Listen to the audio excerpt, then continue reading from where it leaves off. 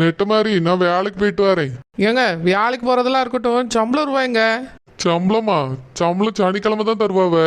சனிக்கிழமையா? இன்னைக்கு தான் சனிக்கிழமை. ரூபாய் எங்க? இன்னைக்கு சாயங்காலம் தான் சம்பளம் போடுவாவ.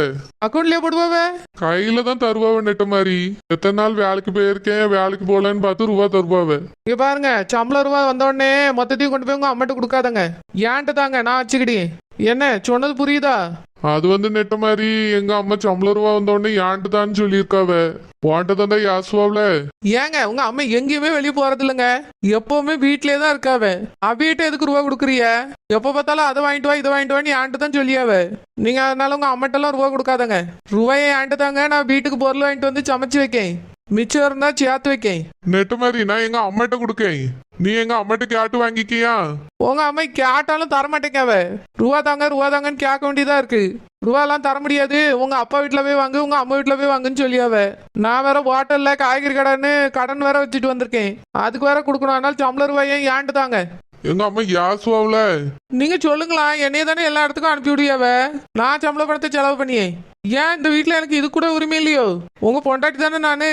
எல்லாத்துக்கும் என்னைய தான் போகான்னு சொல்லியாவ, வீட்டுல என்னைய தான் வேலையை பாருன்னு சொல்லியாவ. ஏன்ட்டு தாங்க, உங்க அம்மாட்ட நீங்க சொல்லிருங்க. யாருக்குன்னு எங்க அம்மாவா மேல கோவமா இருக்காவ. ஏன் என்ன கோவம்? வீட்டுல சமைக்க சொன்னா தலைவலிக்கு வயிற்று வலிக்குன்னு சொல்லி படுத்துக்கிட்டு இருக்கியான். அதை எங்க அம்மா சொல்லி வார்த்தைப்பட்டாவ. ரூபாயும் வாண்ட தரேன்னு சொன்னா ஏதாவது சொல்லுவாப்ல. அது உடம்பு சரியில்லைன்னா உடம்பு சரியில்லைன்னு சொல்லிட்டு படுக்கத்தான் முடியும். உடம்பு சரியில்லாம இருக்கும்போது சூப்பர் ஹீரோ மாதிரி எல்லா வேலையும் பார்க்க முடியுமோ? ஏன் உங்களுக்குலாம் உடம்பு சரியில்லாம போனா நீங்க படுக்க மாட்டீங்களோ? குத்துக்கள் மாதிரியாவா உட்காந்துருப்பீய? இது எல்லா மனுஷனுக்கு வர இயல்பு தான். எனக்கு உடம்பு முடியல படுத்தேன், இதுக்கு உங்க அம்மா கேப்பாவளோ? அது அடிக்கடி இப்படி பண்றாள்ல, அதான் எங்க அம்மா கோவப்படியாவ. சம்பள ரூபாயும் வாண்டியே தரேன்னு சொன்னா ஏதாவது சொல்லுவாவ. நல்லா சொல்லுவாவ. நான் தான் கடைக்கு போறேன், நானே வச்சு செலவழிச்சுக்கிட்டேன். அவகிட்ட போய் கேட்டா தரமாட்டேன் அது இதுன்னு எதையாவது சொல்லுவாவ. பாருங்க, சம்பளத்தை வாங்கி ஏன்ட்டு தாங்க சொல்லிவிட்டேன். உங்க அம்மாட்ட கொடுத்தியா, நான் ரொம்ப கோவப்படுவேன்னு சொல்லிட்டேன். சரி நெட்ட மாதிரி தாரே. வேலைக்கு போயிட்டு வாங்க.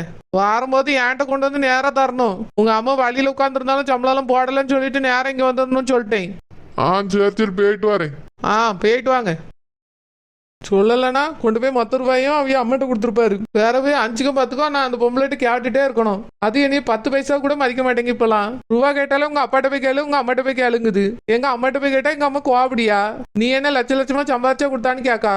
2 பேருக்கு மத்தியில நான் தான் மாட்டிட்டு முழிக்க வேண்டியதா இருக்கு. ரூபாய் என் கைக்கு வந்தாதான் என் இஷ்டத்துக்கு நான் செலவு பண்ண முடியும். இவரு எவ்வளவு சம்பளம் வாங்கியாருன்னு பார்த்தா தானே நம்ம ஹோட்டல்ல எத்தனை நாள் வாங்கலாம், வீட்டுல எத்தனை நாள் சோறு பங்கலான்னு முடிவு பண்ண முடியும். தேனாம அடுப்பு பத்த வச்சு வீட்டுல சோறாக்க முடியுமா? எம்மா வேலைக்கு போயிட்டு வரேன்.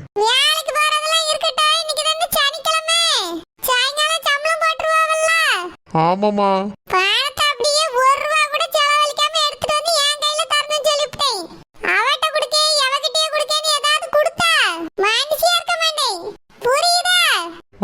புரியுதுமா.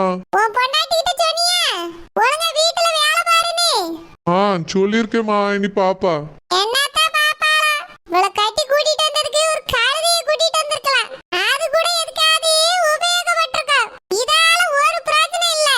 ஏமா இப்படி பேசுறிய? சின்ன பிள்ளை தானே, போக சரியாயிருவா.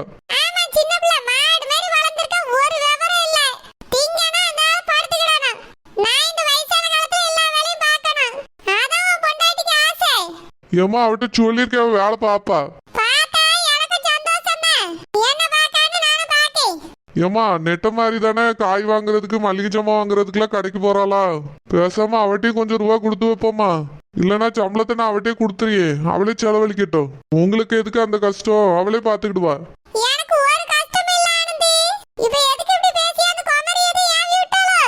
சீச்சி இல்லம்மா, அவதானே கடைக்கு போறாதான் கேட்டேன்.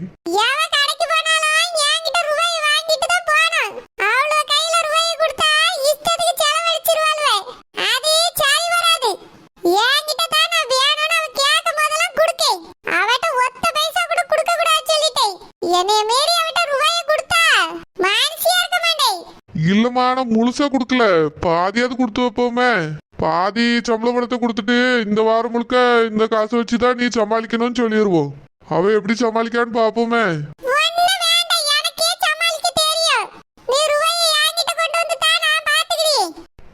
சரிம்மா.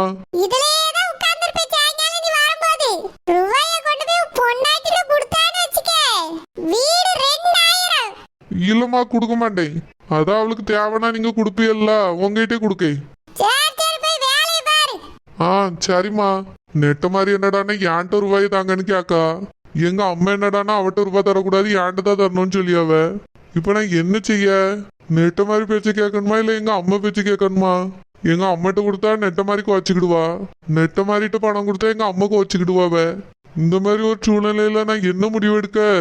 சாயங்காலம் வேலையை முடிச்சிட்டு பணத்தை வாங்கிட்டு யோசிப்போம். நேத்து வரைக்கும் சம்பள ரூபா வாங்குன வாங்கிட்டு தான் தருவேன் வாங்கிட்டு தான் தருவேன்னு சொல்லிட்டு இருந்தேன். விடியறதுக்குள்ள குமரி மாசம் மாத்திருக்காளே. எப்படி என் பிள்ளை மாசம் மாத்துனா? அவளுக்கு கொஞ்சம் தரட்டுமான்னு கேட்டுட்டு போறேன். இது சரி வராதே. ஆரம்பத்துல இது தட்டி வைக்கணும். சாயங்காலம் ஒரு ரூபாயோட வரட்டும். அந்த குமரியை பார்க்கவே விடக்கூடாது. வாசல்ல வச்சு அவ்வளவு ரூபாய் வாங்கி ஓதி விடியல என் மாண்ட ஓதி.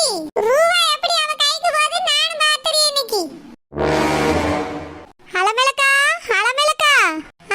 வானரக்கா உள்ள வாங்க. என்ன அலமேலக்கா எப்படி இருக்கியா? சாப்பிட்டீங்களா? சாப்பிட்டேன் வானரக்கா. நீங்க சாப்பிட்டீங்களா? உட்காருங்க. இல்ல இல்ல வேண்டாம் வேண்டாம் இருக்கட்டும். உங்க அம்மா வந்தோடனே உங்களுக்கு கொஞ்சம் வேலை ஈஸியா இருக்கு அப்படிதானே? ஆமாக்கா. எங்க அம்மா இப்ப எந்த வேலையும் நீ செய்ய விடுறதே இல்ல. எங்க அம்மையே எல்லாத்தையும் பாத்துக்கிடியாவ. ஆமா இந்த மாதிரி நேரத்துல நிறைய வேலையெல்லாம் செய்யக்கூடாது. சின்ன சின்ன வேலைகள் வேணா செய்யலாம், அதுவும் கவனமா தான் செய்யணும். ஆமாக்கா எங்க அம்மையும் அப்படிதான் சொன்னாவ. நான் இப்பெல்லாம் ரொம்ப வேலை செய்யறது இல்ல, வீட்டை மட்டும் தான் கூட்டுவேன். அதுக்குமே எங்க அம்மா நான் பாத்துக்கிட்டேம்மான்னு சொல்லியாவ. சரிக்கா. தனியா கிடந்து கஷ்டப்பட்டுட்டு இருக்கியலேன்னு நினைச்சு வருத்தப்பட்டு இருந்தேன். நல்ல வேலை உங்க அம்மா வந்துட்டாவ. ஆமா வனரம்மா. அப்புறம்க்கா இந்த மாசம் இன்னும் வாடகை தரல. என் மாமியார் 5ஆம் தேதியில இருந்து நோண்டிட்டே இருக்கு. வாடகை வாங்கிட்டு வா, வாடகை இன்னும் தரலன்னு சொல்லிக்கிட்டே கிடக்கு. நீங்களே தந்துருவீங்களேன்னு நினைச்சுக்கிட்டே இருந்தேன். இன்னும் தரலையாதான் கேட்டுட்டு போலாமேன்னு வந்தேன். வானரக்கா கொஞ்சம் பொறுத்துக்கிடுங்க, எப்படியாவது அடுத்த வாரம் அவிய தந்துருவாவ. சரி சரி பரவாயில்ல இருக்கட்டும். எனக்கு எந்த பிரச்சனையும் இல்லை, இது சும்மா கிடந்த வீடு தானே. மெதுவா கூட நீங்க வாடகை தரலாம். என் மாமியார் தான் நச்சரிச்சுக்கிட்டே இருக்கு. நான் வீட்டை சொல்லிடுறேன் ஒரு வாரத்துல தந்துருவாவன்னு. ஆனா ஒரு வாரத்துக்குள்ள எப்படியாவது தந்துருங்க, இல்லைன்னா அதை சமாளிக்க முடியாது. ஒரு வாரத்துக்குள்ள எப்படியாவது அவிய தந்துருவாவ. வானரக்கா உங்ககிட்ட ஒண்ணு கேட்கணும்.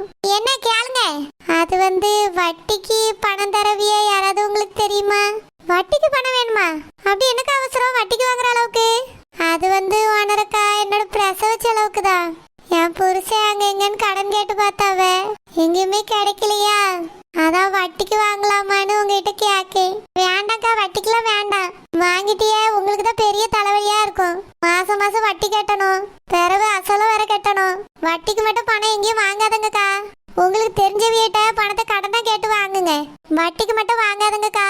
வானரக்கா நாங்க யார்கிட்ட போய் கேட்குது? கேட்டாலும் கடனுக்கெல்லாம் ரூபா தர முடியாதுன்னு சொல்லியாவ. என் புருஷனும் ரொம்ப வருத்தப்படியாவ. அதான் வட்டிக்காவது வாங்கலாமே நான் நினைச்சேன். ஏக்கா உங்க அம்மைக்கு தெரிஞ்சவ யார்ட்டையாவது கடனை வாங்க சொல்லுங்க, வட்டிக்கு வாங்காதங்கக்கா. எங்க அம்மா எங்க அண்ணன் வீட்டுல போய் கேட்க போயிருந்தாவ. எங்க மைனி ரொம்ப மோசமா பேசி திட்டி அனுப்பிட்டாவலாம். எங்க அம்மா சொல்லி சொல்லி வருத்தப்பட்டாவ. அப்படியாக்கா? ஆமா வானரக்கா. என்ன செய்யனே தெரியல. கவலைப்படாதீங்க, வேற யார்ட்டையும் கேட்டு பாருங்களா. வானரக்கா உங்ககிட்ட இருந்தா தாங்களாம் ஒரு 6 மாசத்துல திருப்பி தந்துரியும். ஏக்கா பணம் என்கிட்ட இருந்தா நீங்க கேட்கணும்னே அவசியம் இல்ல. உங்களுக்கு பணம் தேவைப்படுதுன்னு சொன்ன உடனே நான் எடுத்துட்டு வந்து தந்திருப்பேன். ஆனா பணம் எல்லாம் என் மாமியார்ட்ட தான்க்கா இருக்கு. அது ஒரு பைசா கூட நீ எடுக்கவே விடாது. வீட்டு தேவைகளுக்கு வாங்கணும்னா கூட நான் வீட்டு கேட்டு தான் வாங்கணும், இல்லைன்னா என் புருஷன்ட்ட தான் கேட்டு வாங்கணும். ஒத்த பைசா கூட மனசார எனக்கு எடுத்து தராதுக்கா. அப்படி இருக்கும்போது நான் எப்படிக்கா உங்களுக்கு பணம் தர முடியும்? எனக்கு உங்களுக்கு உதவி செய்யணும்னு ஆசைதான், ஆனா என் கையில காசு இல்லக்கா. எல்லாம் என் மாமியார் கிளவிட்ட தான் இருக்கு. அது இருக்கிறதுதான்க்கா பிரச்சனையே. யாருக்கும் 10 பைசா செய்யவும் விடாது, கொடுத்து உதவவும் விடாது. வாங்கி வாங்கி சேர்த்துக்கிடணும். என் புருஷன் சம்பளம் காசையும் மொத்தமா தான் வாங்கி வைக்கும். நீங்க தர வாடகையும் அதான் வாங்கி வச்சுக்கிடும். என் பிள்ளைகளுக்கு ஏதாவது நோட்டு புக்கு தேவைப்பட்டாலும் அதுகிட்ட தான் போய் கேட்கும். நான் அந்த வீட்டுல சும்மா வேலைக்காரி மாதிரி தான்க்கா. 5 பைசாக்கு என்னால பிரயோஜனம் இல்ல. வெளியே பார்க்கதா வானரக்கா வானரம்மான்னு எல்லாரும் கூப்பிடியாவ. ஆனா என் வீட்டுல நடக்கிறது வெளியே சொன்னா அதை விட கொடுமை வேற எதுவும் இல்ல. கவலைப்படாதீங்க வானரக்கா, நான் தான் உங்களுக்கு சொல்லணும். பணம் இல்லாம கஷ்டப்பட்டு இருக்கேன், என்னால உதவும் முடியல. சரி வானரக்கா பரவாயில்ல இருக்கட்டும், இருந்தா தர போறிய. உங்ககிட்ட தான் இல்லல்ல, நான் வேணா என் மாமியார்ட்ட கேட்டு பாக்கேன். தந்தாவனா என்னால முடிஞ்சதை தாரேன். சரி வானரக்கா. ஆனா ஒண்ணு, வட்டிக்கு மட்டும் எங்கேயும் வாங்கிடாதுங்கக்கா. வட்டி கட்டி முடியாது, உங்களுக்கு தான் ரொம்ப கஷ்டம். தெரிஞ்ச வீட்டே கேளுங்க, அதான் நல்லது.